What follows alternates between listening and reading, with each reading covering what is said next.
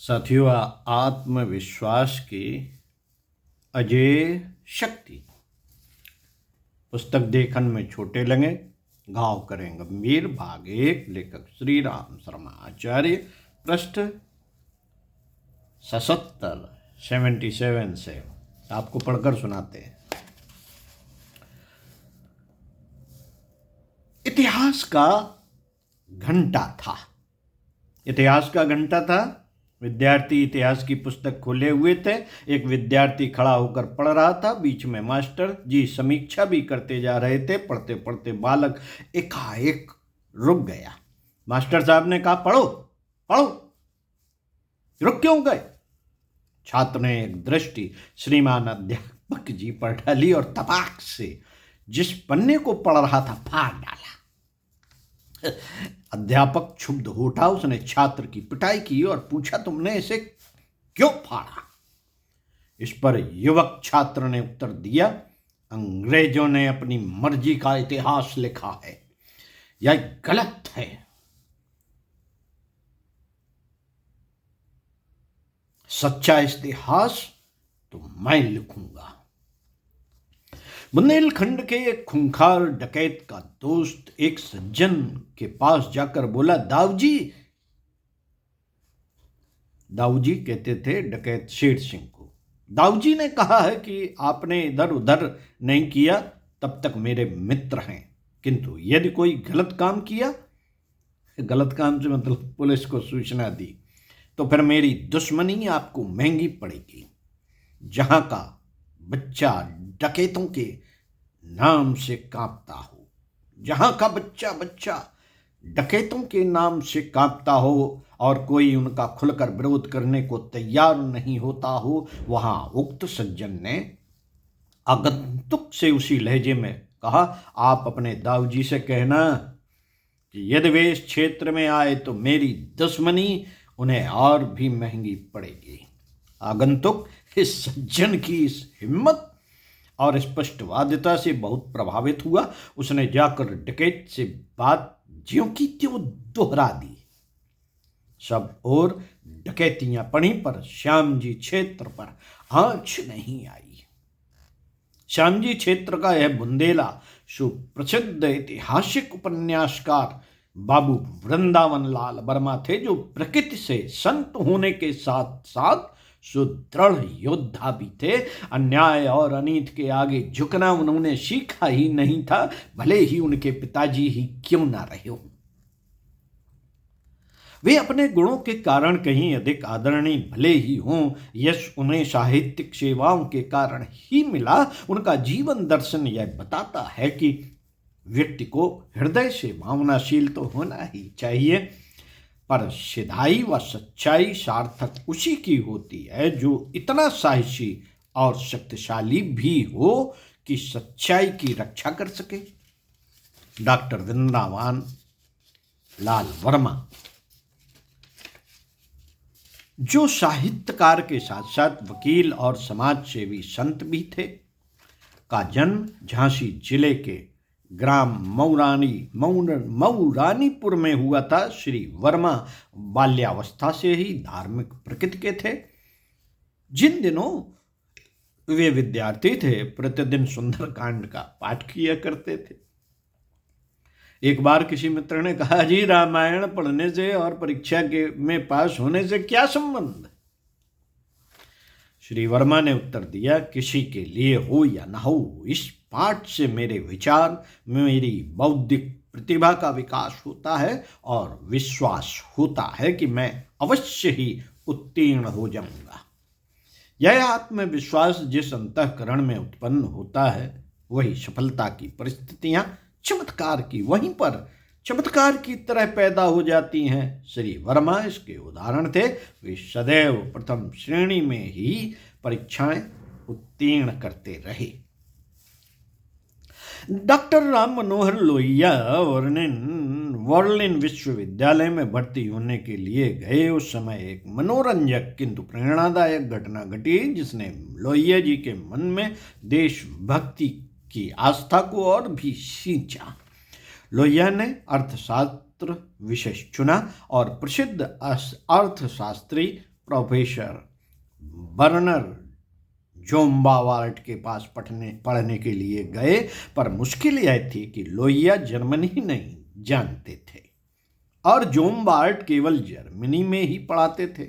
जब जोम्बार्ट ने यह बताया कि मैं अंग्रेजी नहीं जानता, तो लोहिया जी ने 3 महीने का समय मांगा और इतने समय में ही भली भांत जर्मन भाषा का ज्ञान प्राप्त कर लिया।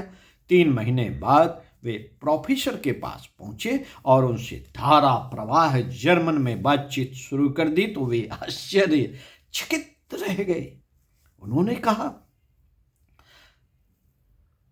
उन्होंने अपने शिष्य को गले लगाते हुए कहा, राम मनोहर, तुमने सचमुच सिद्ध कर दिया कि निष्ठा, संकल्प और आत्मविश्वास की शक्ति के आगे कुछ भी असंभव नहीं। मिलते हैं इसी पुस्तक के अगले विचारों के साथ, और यह पुस्तक का आखिरी समापन पन्ना होगा, तो सुनते हैं। इसी वीडियो में परहित से बड़ा कोई धर्म नहीं। 1942 का समय था। चारों ओर सत्याग्रह आंदोलन की धूम मची थी। विदेशी कपड़ों की होली जलाई जा रही थी। एक ऐसा ही आंदोलन महात्मा गांधी ने इन दिनों चलाया था। कलकत्ता में उस दिन चौरंगी के चौराहे पर सभी व्यापारियों से विदेशी वस्त्र एकत्र कर जलाने के लिए आह्वान किया गया था। मोतीलाल नेहरू के पास एक व्यापारी दौड़ा दौड़ा आया, बोला, बैरिस्टर साहब, केवल 2 दिन के लिए इस आंदोलन को रुकवा दें, नहीं तो मैं लुट जाऊंगा। मेरा 10 करोड़ का माल कल ही जहाज से आया है। मोतीलाल नेहरू बोले, भाई, तुम्हारा तो मात्र धन ही जाएगा। मैंने तो गांधी जी के कदमों पर चलकर अपना सर्वस्व लगा दिया है। मेरी लाखों की जायदाद सरकार के पास है। कितने मन से इकलौते लड़के के लिए आनंद भवन बनवाया था, वह जेल में पड़ा है। अब तुम ही बताओ, मैं कैसे रुकवा दूं इस होली को। व्यापारी नतमस्तक होकर बोला, महाराज, अब तो आप जल जाने दें। तब तो आप जल जाने दें मेरे सारे माल को। आपके समक्ष मेरी यह हानि बहुत ही तुच्छ है। ऐसे एक नहीं अनगिनत व्यक्ति हो गए जिनके नाम कभी जनसाधारण के समक्ष आए नहीं। लोकेशणा से परे रहते हुए उन्होंने कभी भी अपने त्याग को भुनाया भी नहीं। आज तो जरा सा कोई त्याग करता है तो चेहरा छुपवाना चाहता है, बताना चाहता है। प्रसिद्ध साहित्यकार व मराठा दैनिक के संपादक आचार्य प्रहलाद केशव अत्रे ने 50 लाख रुपए की अपनी सारी संपत्ति भारत की जनता के नाम वसीयत में लिख दिया। परिवार वालों को अपनी इस संपदा में से मात्र उतना ही लेने का प्रावधान रखा जितना कि विवेक सम्मत था। उनका यह मत था कि जो स्वयं हाथ से कमाने योग्य है, उसका इस संपत्ति पर अपना कोई अधिकार नहीं। अपनी संपदा का ट्रस्ट बनाकर विश्वस्त ट्रस्टी नियुक्त किए तथा पत्नी को 5 रुपए प्रतिमाह सारे खर्च सहित वसीयत में लिख दी। अपनी समृद्ध पुत्रियों को उन्होंने संपदा में से 1 पैसा भी नहीं दिया। देशवासियों को ही कुटुंबी स्वजन मानकर उन्हें ही अपना उत्तराधिकारी मान वे सब कुछ समर्पित कर गए।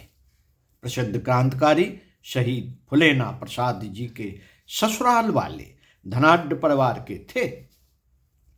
विवाह के समय उनके मना करने पर भी उन्हें जो भी सामान दिया गया उन्होंने जरूरतमंदों में बांट दिया एवं स्वयं साधारण कुर्ते से काम चलाते रहे। उनकी पत्नी को यह उदारता और अपने मायके से मिले उपहारों का निरादर रुचा नहीं।